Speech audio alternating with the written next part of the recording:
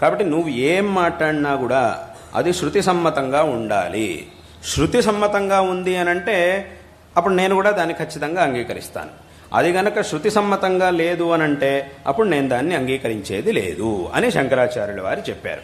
కాబట్టి నువ్వు చెప్పేది సరిగ్గా ఉందా లేదా అనేది నిర్ణయించాల్సింది, అది నచ్చాల్సింది నచ్చకపోవాల్సింది నాకు కాదు, శృతికి, వేదానికి. అంటే అది వేదసమ్మతంగా ఉండాలి. వేదసమ్మతంగా ఉంది అనంటే ఒప్పుకుంటాం, లేదంటే లేదు అనేది శంకరుల యొక్క అభిప్రాయం. కాబట్టి శంకరాచార్యుల వారు ఏం చేశారు అనంటే సంపూర్ణంగా వేదములన్నింటినీ కూడా చూసి అవలోకన చేసి విచారణ చేసి ఏం ప్రతిపాదించారు అనంటే ద్వైతం అనేది మామూలుగా వ్యావహారికంగా ఉండనే ఉంది, కానీ అక్కడితో ఆగడానికి వీల్లేదు. అంతిమమైనటువంటిది ఏమిటి అనంటే అద్వైత తత్వం.